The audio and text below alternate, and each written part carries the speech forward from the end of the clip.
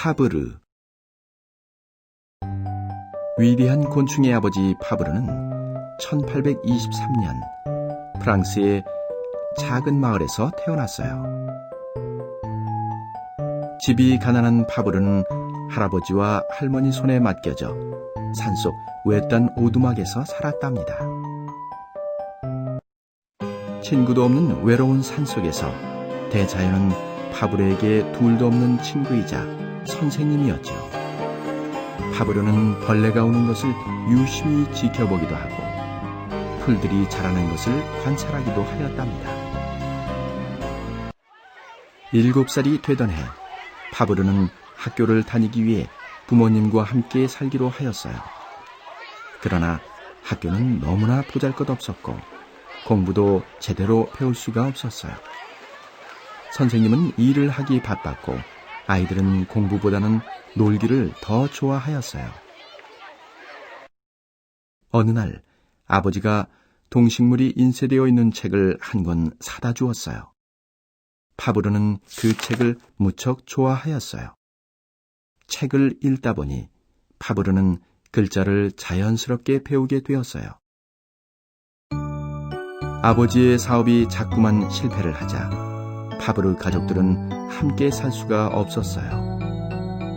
파브르는 여기저기를 떠돌아다니는 불황자 생활을 하였어요. 그리고 때론 공원 벤치에서 잠을 자기도 하였답니다. 빵 살 돈을 벌기 위해 파브르는 철도 공사장에서 일을 하였어요. 하지만 비가 오는 날이거나 일이 없는 날에는 빵을 살 수가 없었어요. 힘이 들 때마다 파브르는 루브르의 시집을 읽으며 희망을 가졌어요. 그래, 이렇게 살 수는 없어. 공부를 하는 거야. 파브르는 날품팔이를 하면서 열심히 공부를 하였어요. 그 결과 사범학교에 당당히 합격을 하였답니다. 사범학교를 우수한 성적으로 졸업을 한 파브르는 초등학교 선생님으로 일을 하였어요. 파브르는 학생들에게 교과목 외에 자연을 가르치기 위해 한 달에 한 번씩은 야외에서 수업을 하였어요. 야외 수업이 있던 날, 파브르는 학생들이 벌집을 발견하여 꿀을 먹는 것을 보았어요. 유심히 관찰하던 파브르는 검은 벌에 관하여 연구를 하고 싶어졌어요. 파브르가 처음으로 곤충에게 관심을 가졌던 날이었어요. 20살이 되던 해, 파브르는 선생님인 마리와 결혼을 하게 되어요. 파브르는 안정된 직업을 위해 지중해의 아름다운 섬에 있는 코르시카 중학교에서 학생들을 가르치기로 하였어요. 파브르는 코르시카에서 박물학자인 탕동 교수를 만났어요. 탕동 교수는 파브르가 동식물 관찰에 남다른 재능이 있다는 것을 알고 생물학 박사가 될 것을 권유하였어요.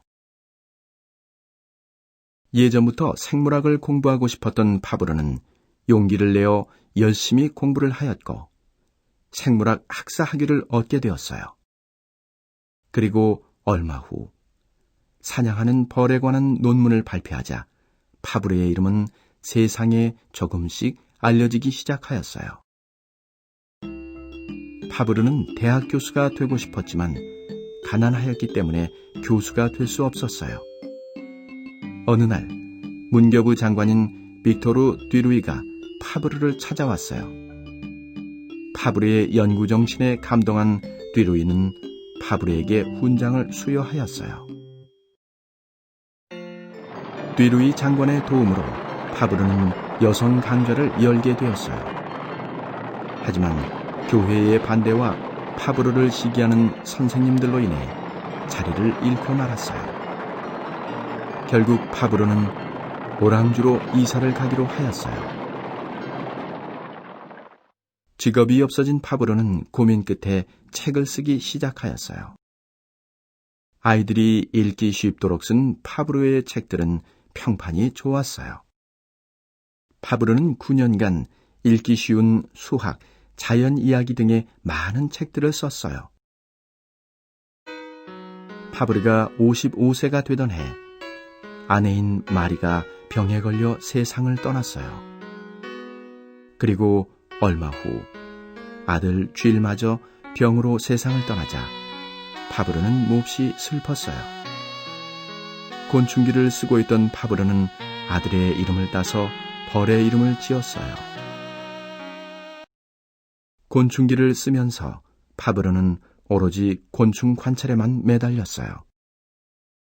길가에서 꼼짝하지 않고 곤충을 관찰하던 파브르를 경찰이 수상히 여겨 체포하는 일도 겪었답니다.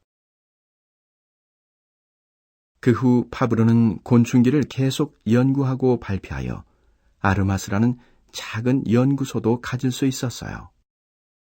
그러나 사람들은 그다지 파브르를 좋아하지 않았어요. 마치 이상한 노인 취급을 하며 멀리하였답니다. 84세가 되던 해, 파브르는 곤충기 10권을 완성하였어요. 그제야 사람들은 파브르가 유명한 사람임을 알고 도와주기 시작하였어요. 파브르의 제자 로그로 박사는 파브르의 날을 정하여 축제를 열기도 하였어요. 아르마스를 보고 싶구나. 어느덧 90세가 된 파브르는 가족들과 함께 아르마스를 거닐었어요. 그리고 그해 11월, 병이 악화된 파브르는 가족들이 지켜보는 앞에서 조용히 눈을 감았어요. 파브르가 무덤 속에 묻히던 날, 파브르의 관 위에는 무당벌레 한 마리가 앉아서 그의 죽음을 애도하였습니다.